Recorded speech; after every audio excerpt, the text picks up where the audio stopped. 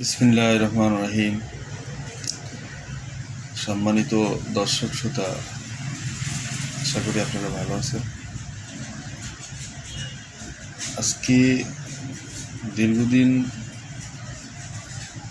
ধরে আমরা একটা জিনিস খুব বেশি বেশি আমাদের কাছে আসতেছে, সে হলো হঠাৎ করে মানুষের ছোট, বৃদ্ধ, কিশোর কিশোরী সকলের এক ধরনের স্কিনের রোগ।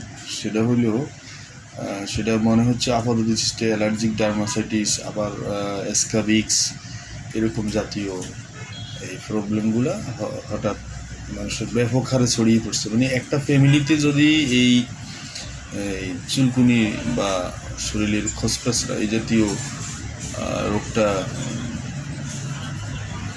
মানে আপনি বহন করে, যে কেউ একজন ক্যারি করে, পুরো ফ্যামিলিটা এটা স্প্রেড করে, মানে ছড়িয়ে পড়ে, যার ফলশ্রুতিতে অসহনীয় যন্ত্রণা, ঘুমের ডিস্টার্ব এবং পাশাপাশি কর্মঘণ্টা নষ্ট, শারীরিকভাবে বিশেষ করে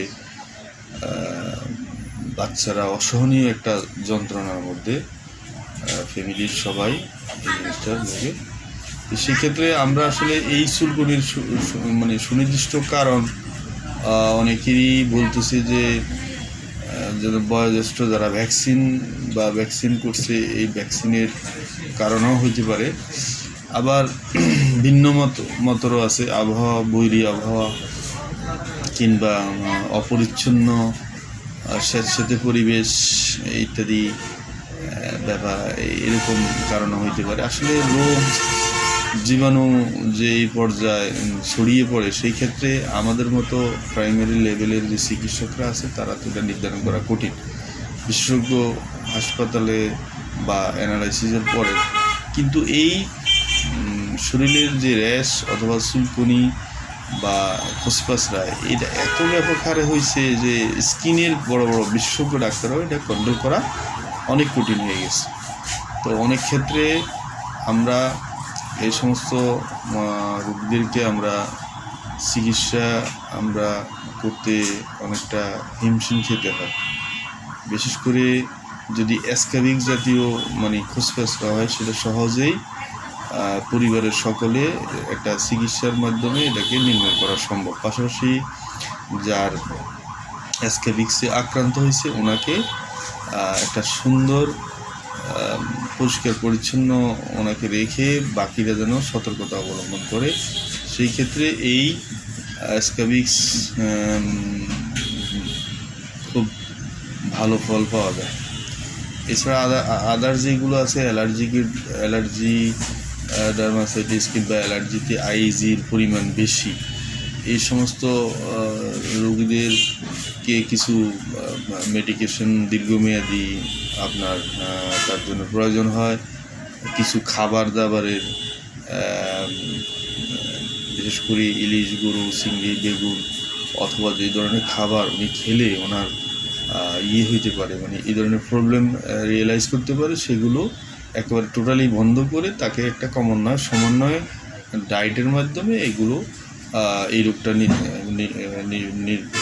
নিয়ন্ত্রণ করা যায়। বিশেষ করে আইজির পরিমাণ মানবদেহে যে পরিমাণ থাকার কথা, ওর থেকে আইজি পরিমাণ বেশি বা অ্যান্টিঅ্যালার্জিক যে পরিমাণ রক্তে ইসোনোফিল অথবা আইজি যে বলা হয়েছে, ওই পরিমাণ আধিক্যের কারণে ভবিষ্যতে এই পেশেন্ট যদি নিয়ন্ত্রিত জীবনযাপন না করে, সেই ক্ষেত্রে তার সেখান থেকে শ্বাসকষ্ট হইতে পারে, নানান ধরনের যেমন সিপিওটি হইতে পারে। তো এই প্রবলেমগুলা আমরা খুব একটু সচেতনতার মাধ্যমে এই প্রবলেমগুলো আমরা সমাধান করতে পারি। তো সেক্ষেত্রে আমরা চেষ্টা করব, প্রথমত যে অ্যালার্জি চর্মরোগ যে প্রবলেমটা আমাদের শরীরে আছে বা আমরা যে শরীরে নিয়ে যারা বহন করি, তারা যেন একটু সতর্কতার সাথে থাকি। এবং এই সমস্ত রোগের কারণে যদিও কারো মৃত্যু না হয়, কিন্তু বড় ধরনের জীবন হানি না হয়, কিন্তু এই সমস্ত এই রোগের কারণে মানুষের কর্মঘণ্টা নষ্ট হয়, মানুষ এক ধরনের চিন্তা বা ফিজিক্যাল হ্যাসেল থাকে সবসময় বডিতে, একটা টেনশন কাজ করে যে আমার এই যে আমি কাজকর্মে এই ধরনের এছাড়াও সামাজিকভাবেও তারা একটু ধরেন কারো গায়ে যদি খোঁজখেঁচড়া থাকে তাকে অনেকেই একটু অন্য চোখে দেখে। তা আশা করি আপনারা যদি একটু পরিষ্কার পরিচ্ছন্ন থাকেন, পাশাপাশি এক ধরনের অ্যান্টিসেপটিক সাবান পাওয়া যায়, বিশেষ করে গ্যাকোটাস, ডেটল, স্যাভলন এই জাতীয় সাবান ব্যবহার করতে পারেন, এবং পারমেথিন মলম বা পারমেথিন যে প্লাস ক্রিম যেগুলো আছে, লোশন, এই জাতীয় ব্যবহার করে আপনি, অথবা আপনি একজন স্কিন স্পেশালিস্ট বা সেই বিশেষজ্ঞ ডাক্তারের কাছে গিয়ে আপনি সঠিক পরামর্শের মাধ্যমে এই রোগ থেকে আপনি নিস্তার লাভ করতে পারেন। আসসালামু আলাইকুম ওয়া রাহমাতুল্লাহি ওয়া বারাকাতুহু।